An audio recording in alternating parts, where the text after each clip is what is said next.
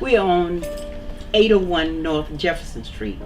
Okay. In the area that we at one time thought about doing a restaurant, putting a restaurant in here. This was an old club called the Stardust, and it was a juke joint because in this area was predominant blacks, and it had the project back over off of Jefferson and State, and it was Durkeeville project, I believe, and because it had two, and I get them confused with Durkeeville, and it's another one that was Blodgecombe. In this area, this was a nightclub, and it was Lincoln Villa, and up and down Lincoln Villa was Ashley Streets, was the wine, what is it called, wine, it was clubs and things, and the Ritz Theater, and the Roosevelt, and the Strand Theater.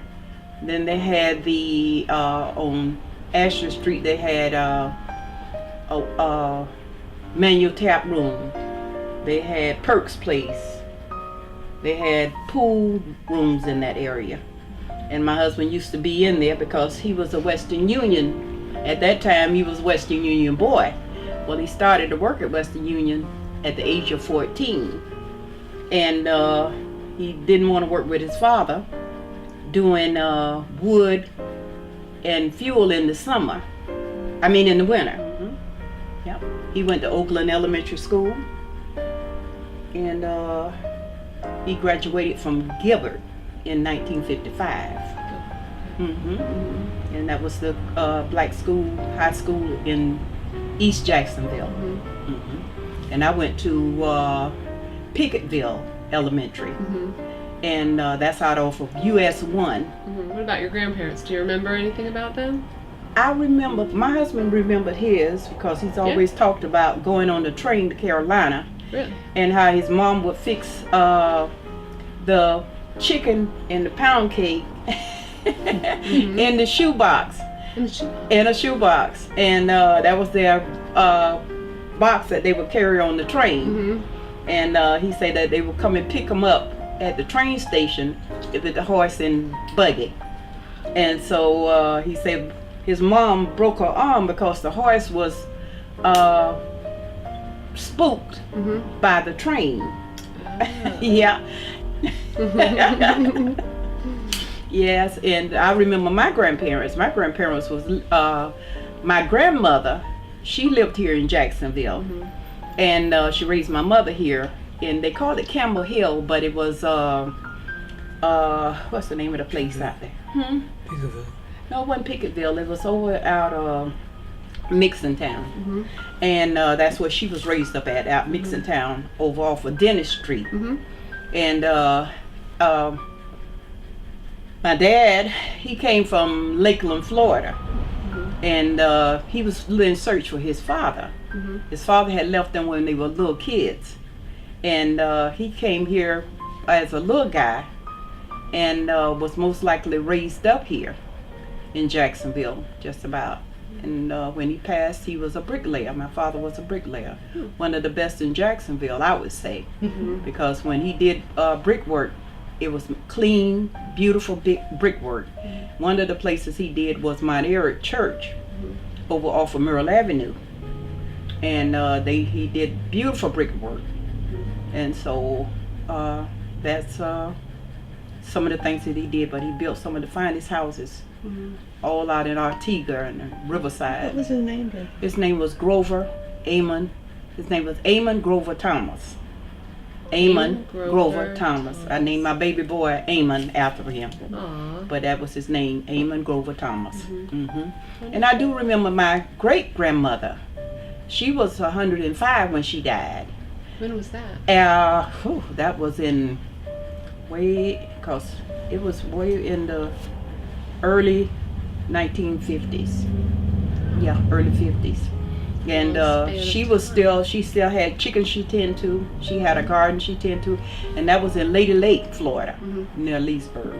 And so, yeah, I remember her. And we used to go there all the time. She used to have the possums hanging on the back porch, and they looked like skint dogs, and we just couldn't understand it because we just wasn't wild meat eaters. Right. And she'd have all these possums, about 5 or 6 of them. My uncle B done caught and skinned them, and they were pink looking, and they would be hanging on this line drying out from the sun.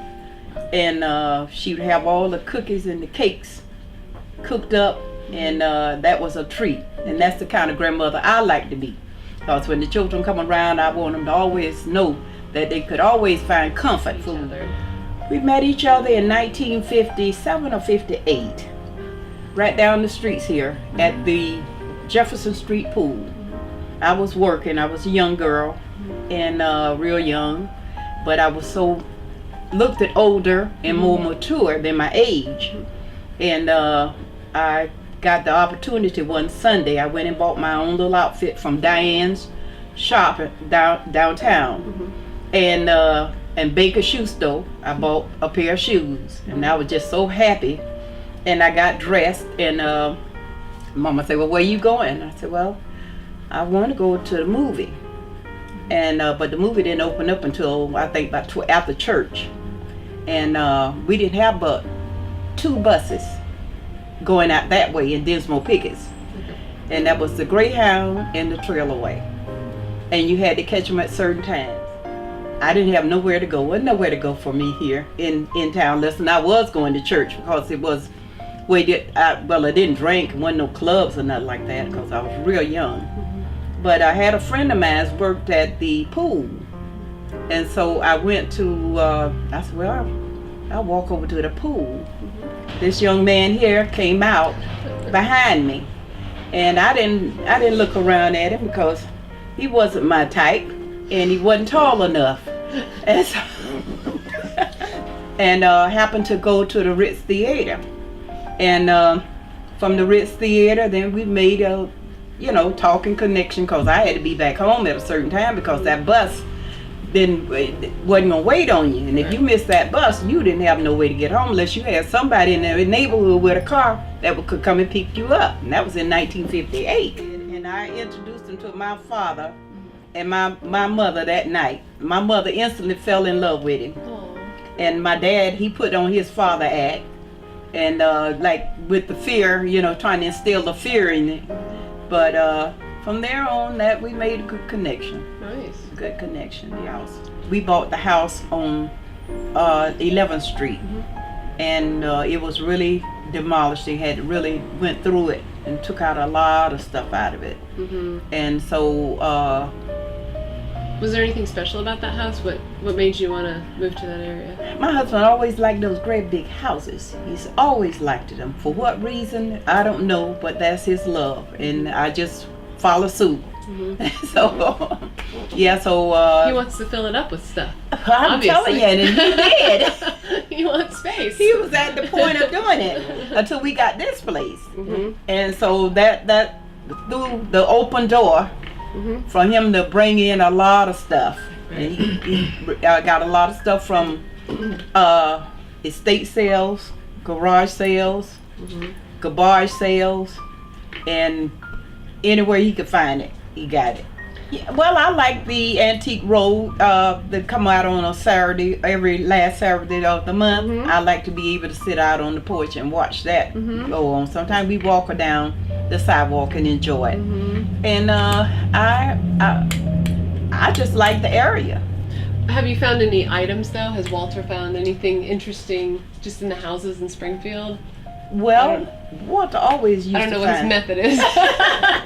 He always used to find little interesting things, just to be by there. And a lot of times the people get in there and renovate. Yeah. And they throw a lot of stuff out that they really don't realize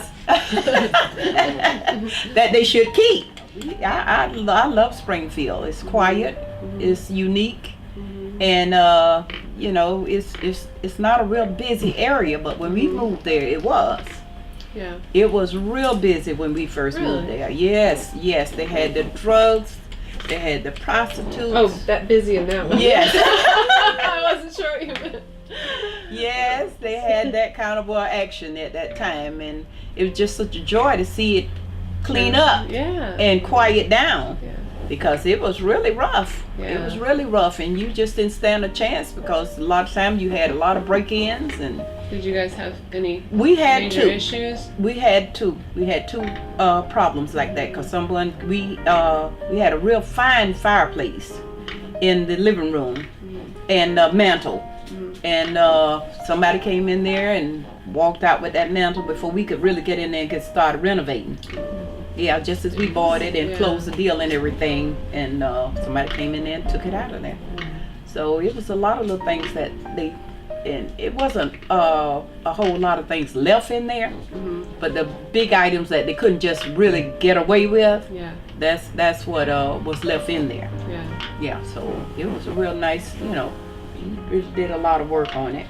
So he's good with his hands. Yes, he loved it. He just loved tearing down. I mean, he'd come in his suit. He's going up under the house in that suit. If the roof will need to be done, he's gonna get up on top of that roof in that suit. And you just had to be. It was really amazing. Yeah, it was really amazing. That's awesome. Huh? You think so? Yeah. You thought he could talk, did you? Well, Walter he had always said that if he could just sit and have him a good cup of coffee here and recognize this place being used for what his intent was, he could surely enjoy it. And I used to try to fix it where he could enjoy a good cup of coffee here, but he was talking about it being in some kind of an action as far as a restaurant, a tea house. People could come in, have the internet, drink coffee, and enjoy just lounging around. And that would be, and have some nice music, like playing jukebox there.